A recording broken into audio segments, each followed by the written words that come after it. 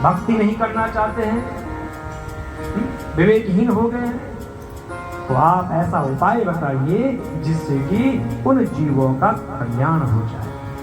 और सुनिए, एक बात और करनी है आपसे हमने, श्रेयसाम यद भवश्रेय पावनाना।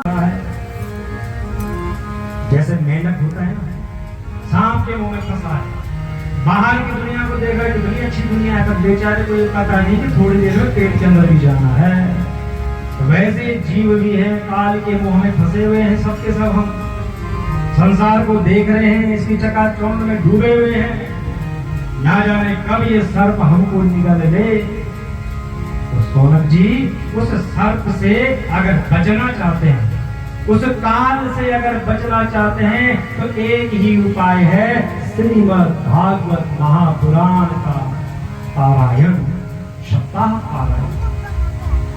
सोनक जी ने कहा कैसे मान लूं, मैं कैसे मान लूं कि 7 दिन तक कथा सुनो और हम मुक्त हो जाएंगे?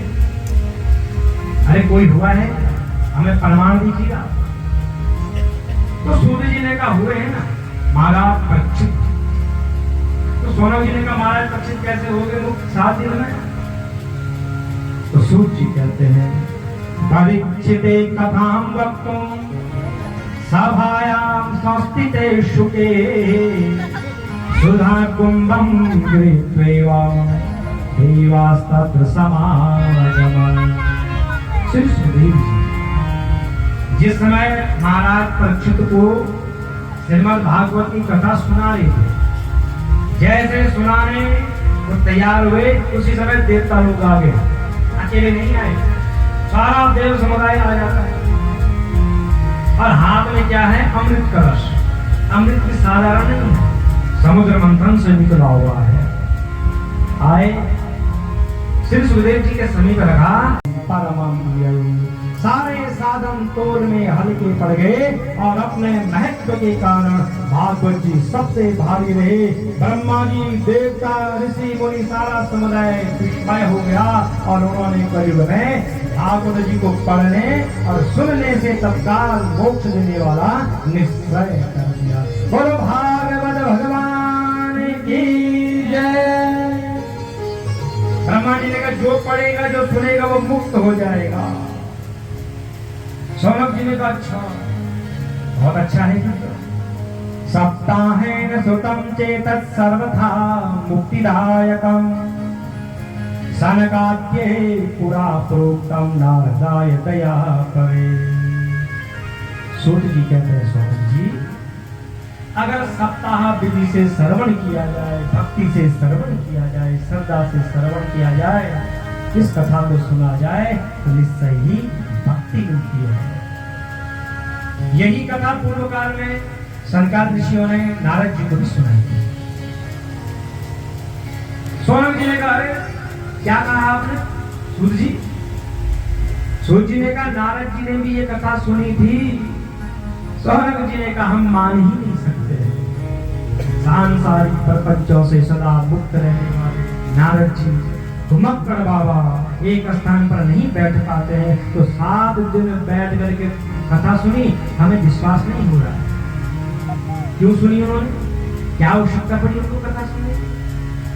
सोनक जी कह रहे नारद जी ने क्यों सुनी ये कथा? ऐसे घुमक्कड़ बाबा को कथा सुनने की क्या आवश्यकता पड़ेगी, जो सदा जो है कि नारायण का ही जप करते हैं। अब चलो मान के आपने तो सुनी है, तो क्यों सुनी उन्होंने ये कथा, किस कारण से सुनी है, ये हम जानना चाहते हैं। आप हमको बताइए। मन में बहुत बड़ी शंका हो गई कि नारद जी ने कथा सुनी। तो सूत जी कहते हैं सोनक जी सुनो, संतों का जो जीवन होता है ना, वो अपने लिए नहीं होता है, दूसरों के लिए होता है। संत दूसरे के दुख को देखते हैं तो पिघल जाते हैं। जैसे मक्खन होता है ना, मक्खन को ताप मिलता है, मक्खन को अग्नि मिलती है तो मक्खन पिघल जाता है। और संत को दूसरे का दुख मिल गया तो संत वही पिघल जाते हैं। संत हृदय नवनीत समाना, संत हृदय नवनीत समाना, संत हृदय नवनीत समाना।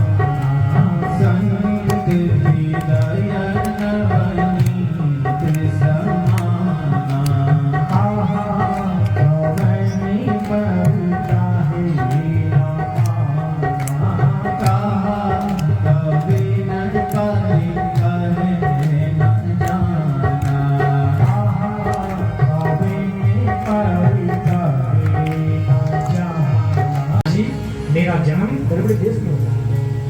और कर्नाटक में मैं बड़ी हुई हूँ, महाराष्ट्र में मुझे सम्मान मिला है, किंतु गुजरात में बुढ़ापे ने मुझे घेर लिया और कलयुग के कारण पाखंडियों ने मेरे अंग भंग कर दिए, जिस कारण पुत्रों के साथ मेरी ऐसी दशा हो गई, मेरी ऐसी दशा हो गई। और मैं वहां से भाग पड़ी अपने पुत्रों को लेकर के। वृंदावनम पुनः प्राप्य नवीने वसुरूपिणी जाता हम युवती सम्यक कृष्ण रूपा सुसाम्प्रतम। और महात्मा जी मैं वृंदावन में चली आई और वृंदावन धाम की जय। अब जैसे मैं वृंदावन में आई, किंतु मेरे पुत्रों की दशा नहीं सुधरी है, इनका बुढ़ापा ही नहीं जा रहा है। मैं तो सुंदर हो गई, मैं तो स्वस्थ हो गई, पर इनका बुढ़ापा ही नहीं जा रहा है, मेरा मन दुखी है। और सुनो महात्मा जी, अगर मेरे बच्चे स्वस्थ नहीं हुए तो मैं क्या करूंगी? इदं स्थानं परित्याज्य विदेशं गम्यते मया। मैं इस स्थान को छोड़ करके अन्यत्र चली जाऊंगी अगर मेरे बच्चे स्वस्थ नहीं हुए तो। हम तीनों भक्ति ज्ञान वैराग्य एक साथ रहने वाले, ऐसी विपरीतता क्यों? क्या कारण हो सकता है? आप ज्ञानी हैं, आप देखो कहां हमें कमी रह गई, जो कि मैं जवान हो गई और मेरे बच्चे बूढ़े हो गए। नारद जी ने भी आंख बंद करी, ध्यान लगाया और भक्ति के सारे दुख को क्षण में ही देख लिया। और कहते हैं सुणस्ववाहिता बाले युगोयम दारुणं कली तैरुक्त सदाचारो योग मार्गस्तपान शिक्षा। हे देवी सावधान होकर के सुनो, ये दारुण कलिकाल है, इसके कारण सदाचार चले गया, योग मार्ग चले गया, तपस्या चलेगी, सब लुप्त हो गया है। नत्वामपि स्तुते साकं कोपि पश्यति सांप्रदम्। अब किसी को भी पुत्रों के साथ तुम्हारा दर्शन नहीं होता है, किसी को भी नहीं होता है। वो तो भगवान की कृपा समझो कि तुम वृंदावन में आई और तुम रूपवती हो गई हो, क्योंकि वृंदावनस्य संयोगा पुनस्त्वं तरुणी नवा। धन्यं वृंदावनं तेना निर्भक्ति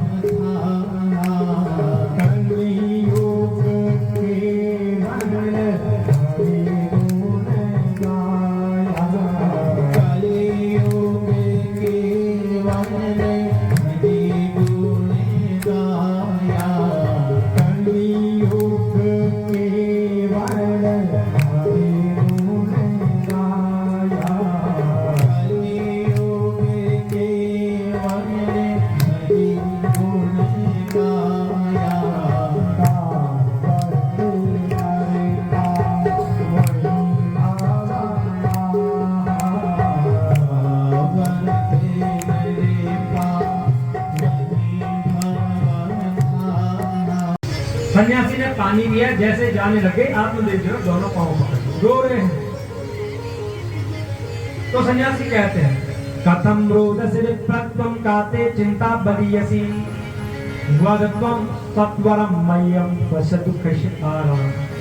अरे ब्राह्मण देवता, मेरे पांव छोड़ो, क्यों रो रहे हो? क्या हो गया? कौन सी चिंता सता रही? कौन सा दुख है तुम्हें?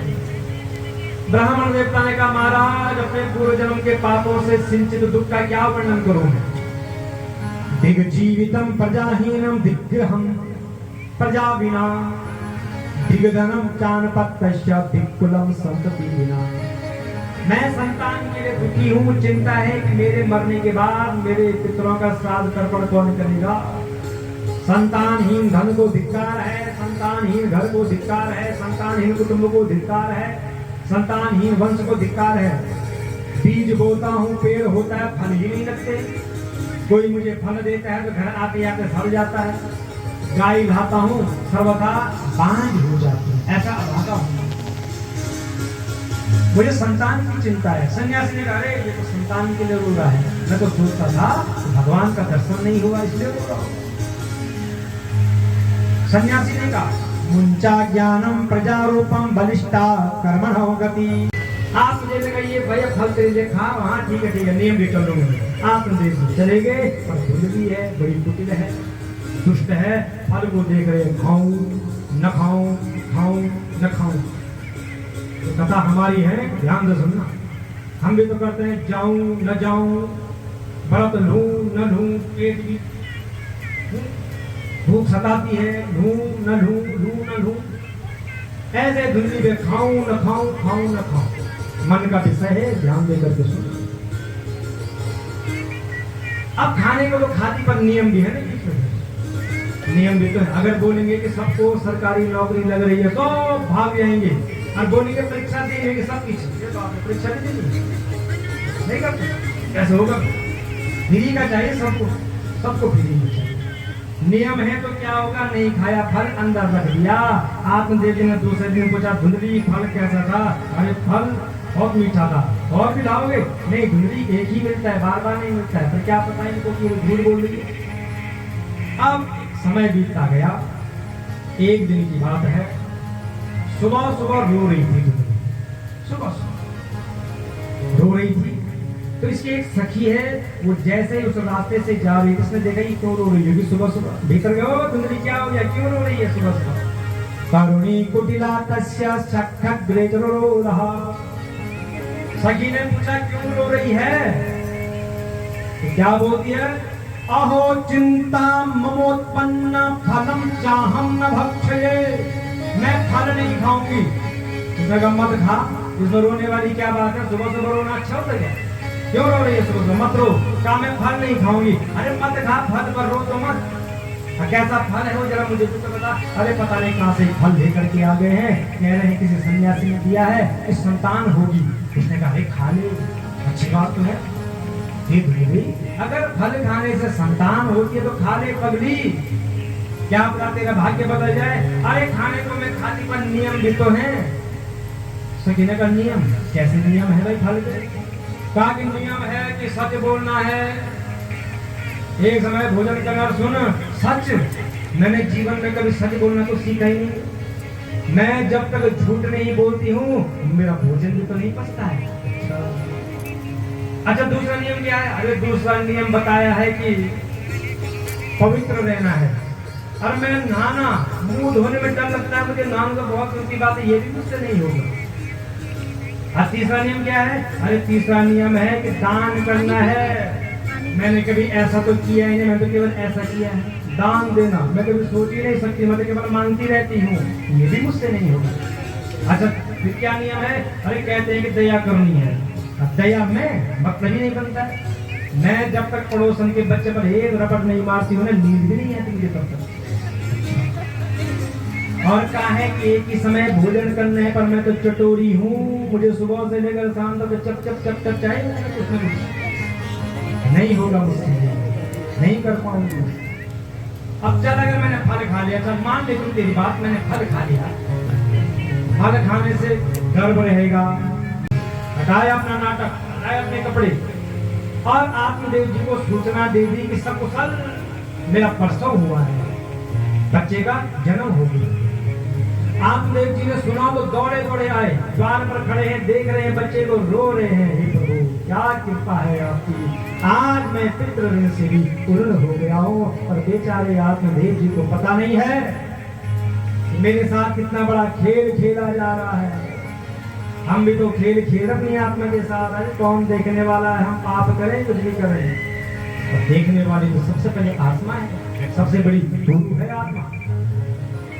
आत्मा से बढ़कर गुरु कोई नहीं है, जो हमको अच्छे और बुरे का पहले से ही पता करवा देते हैं। बड़े प्रसन्न है, जात कर्म संस्कार करवाए। उसी समय धुंधली कहती है, सुनो जी मुझे दूध नहीं हो रहा है। कहां से होगा तुझे दूध? अगर संतान तेरी होती तो दूध तुझे होता, ये तो किसी और की संतान है। मुझे दूध नहीं हो रहा है और मैं किसी पशु के दूध से अपने बच्चे का लालन पालन तो नहीं करूंगी। सुन लेना आप देखने का फिर मैं क्या करूँ। तो कहते हैं कि आज ही प्रातः मेरी बहन का बच्चा हुआ और जन्म लेते ही मर गए। तो ऐसा करो कि मेरी बहन को यहाँ बुलाओ, मेरे बच्चे को दूध भी मिल जाएगा और उसका दुख भी दूर हो जाएगा। कैसा नाटक चल रहा है। पतिना तत्कृतं सर्वं पुत्ररक्षेण हेतवे। आप ठीक है, अपने बच्चे की रक्षा के लिए मैं कुछ भी कर सकता हूँ। तो धुंधली की बहन को बुलाया गया, जिसका वो बच्चा है, अब वही आ गई। समय बीता गया, नामकरण संस्कार। अब जैसे नामकरण संस्कार होता है तो धुंधली आती है, बच्चा मेरा है, मैं रखूंगी ना। आप देखने का ठीक है, रख लो जैसे पुत्रस्य धुंधकारी नाम मात्रा प्रतिष्ठिता। तो नाम क्या रखती है कि मैं इसकी माँ धुंधली तो मेरा बच्चा क्या धुंधकारी। आप देखने का शाबाश, यही नाम मिला तुझे रखने के, और नहीं मिला। ठीक है, जैसी तेरी इच्छा, नाम पड़ गया त्रिमासे निर्गते चाता साधेनो शुशवेर्भकं सर्वांग सुंदरम दिव्यम निर्मलम कनकम प्रभम। अब जिस गाय को फल खिलाया था 3 महीने बीतने पर उस गाय ने भी एक सुंदर बच्चे को जन्म दिया। बोलो गौ माता की जय। बच्चा कैसा है? शरीर है मनुष्य का, केवल तान है गाय की तरह। वो बधाई बधाई है। कहा तो एक संतान नहीं, अब गाय ने भी मनुष्य आकार के पुत्र को जन्म दे दिया है। गौकर्णम तम सुतम दृष्टा गौकर्णम नामच्चा करो। आप देखने देखा कि मनुष्य आकार का शरीर है, गाय की तरफ कान है, तो नाम रख दिया गौकर्ण। बोलो गौकर्ण भगवान की जय। बड़ा सुंदर नाम। अब दोनों बच्चे जवान होते हैं तो पाठशाला में भेज दें कि यत्कालेन तो जातो तरुणो तनयावुभौ गौकर्णो पंडितो ज्ञानी धुंधकारी महाखला। अब दोनों बच्चे पढ़ने के लिए गए, गुरुजी ने खूब पढ़ाया तो गौकर्ण जी तो बन गए पंडित ज्ञानी विद्वान। और धुंधकारी क्या बन रहा है? चोर लुटेरा, पिता की सारी संपत्ति को लुटा दिया।